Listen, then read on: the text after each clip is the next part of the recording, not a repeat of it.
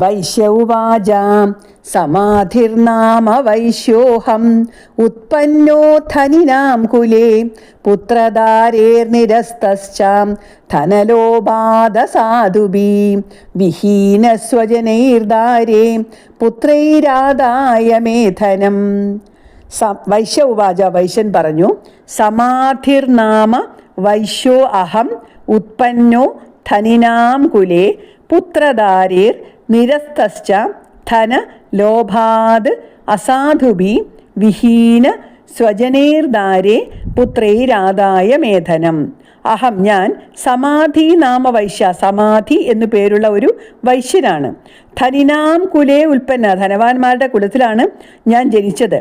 അസാധുബി പുത്രദാരേ, അസാധുക്കളായ പുത്രദാരങ്ങളാൽ അല്ലെങ്കിൽ പുത്രന്മാരാലും ദാരങ്ങളാലും ധനലോഭ, ധനത്തിലുള്ള ലോഭം മൂലം മേധനം ആദായ നിരസ്ത, എൻ്റെ ധനം സ്വീകരിച്ചുകൊണ്ട് എന്നെ ഉപേക്ഷിച്ചു.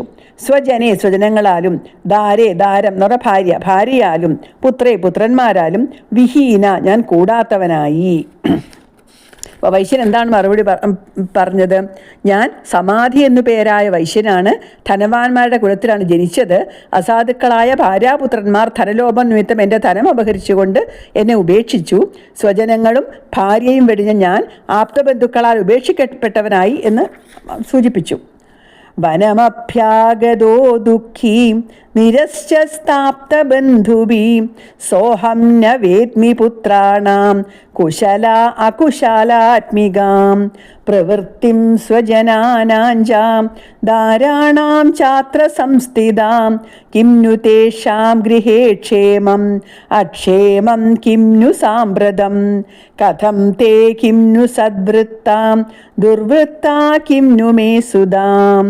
വനമഭ്യാഗതോ ദുഃഖി നിരസ്തശ്ച ആപ്തബന്ധുഭി സോഹം ന വേദ്മി പുത്രാണാം കുശല അകുശലാത്മികാം പ്രവൃത്തിം സ്വജനാനാഞ്ച ദാരാണാം ചാത്ര സംസ്ഥിത കിം नु തേഷാം ഗൃഹേ ക്ഷേമം അക്ഷേമം കിം नु സാമ്പ്രതം കഥം തേ കിം नु സദ്വൃത്ത ദുർവൃത്ത കിം नु മേ സുതാം.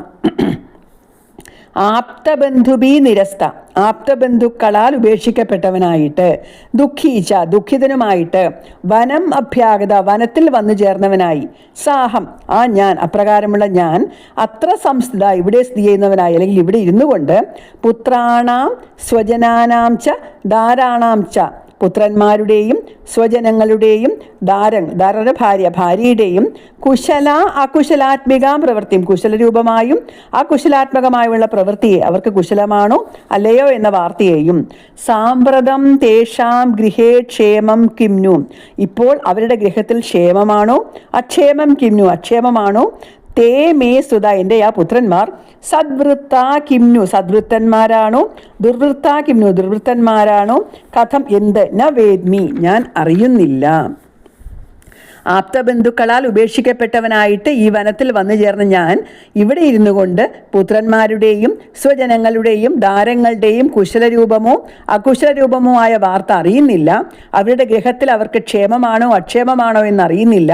എൻ്റെ പുത്രന്മാർ സദ്വൃത്തരായി കഴിയുന്നുണ്ടോ അസദ്വൃത്തന്മാരായി ജീവിക്കുന്നുണ്ടോ എന്നും അറിയുന്നില്ല. അപ്പം സമാധി എന്ന വൈശ്യൻ്റെ കഥ സുരത മഹാരാജാവിൻ്റെ കഥയിൽ നിന്ന് സാരാംശത്തിൽ നിന്ന് ഒരു ഭിന്നമായിട്ടുള്ളതല്ല. മനുഷ്യൻ സ്വയം ഉണ്ടാക്കുന്ന ബന്ധങ്ങളുടെ അർത്ഥമില്ലായ്മയാണ് ഇവിടെ സൂചിതമാകുന്നത്. വിവാഹം കഴിച്ച് ഭാര്യയുണ്ടാകുമ്പോൾ ജീവിതത്തിൽ സുഖദുഃഖങ്ങൾ പങ്കിടുന്ന സഹധർമ്മിണി ഉണ്ടാകുന്നതായിട്ട് മനുഷ്യൻ ധരിക്കുന്നു. സന്താനങ്ങൾ ഉണ്ടാകുമ്പോൾ തൻ്റെ ആപത്തിൽ സഹായിക്കാൻ ആളുണ്ടായി എന്ന് വ്യാമോഹിക്കുന്നു. പരസ്പര ധാരണയോടും സ്നേഹത്തോടും വർത്തിക്കുന്ന കുടുംബത്തിൽ ഇതെല്ലാം അനുഗ്രഹം തന്നെയാണ്. പക്ഷേ ധനലോഭം ഏതെങ്കിലും ഒരു അംഗത്തിനുണ്ടായാൽ കുടുംബ ബന്ധങ്ങളുടെ പവിത്രത നഷ്ടപ്പെടുന്നു. ധനലോഭം കൊണ്ട് ഭാര്യാപുത്ര ബന്ധുക്കൾ നിരാകരിച്ച് ആശ്രയമില്ലാതെ വനത്തിലെത്തിയ സമാധി ചിന്തിക്കുന്നത് അവരെപ്പറ്റി തന്നെയാണ്. അവർക്ക് സുഖമാണോ, സന്താനങ്ങൾ സദ്വൃത്തരായി കഴിയുന്നു എന്നിങ്ങനെ. സുരതൻ്റെ ചിന്താഗതിയിൽ നിന്ന് വളരെയൊന്നും വ്യത്യസ്തമല്ല സമാധിയുടെ ചിന്തയും. ഈ രണ്ടുപേരും ലൗകികരായ ശരാശരി മനുഷ്യരുടെ പ്രതിനിധികളാണെന്ന് പറയാം. മമത കാരണം ദുഃഖം അനുഭവിക്കുന്ന ലൗകിക ബന്ധങ്ങളിൽ കുടുങ്ങിയ മനുഷ്യരെ സഹായിക്കാനാണ് മാർക്കണ്ഡേയ മഹർഷി ദേവീ മാഹാത്മ്യം നമുക്ക് നൽകിയതെന്ന് ഓർത്തുകൊണ്ടാണ് കഥയുടെ ബാക്കി ഭാഗം നമ്മൾ പഠിക്കേണ്ടത്.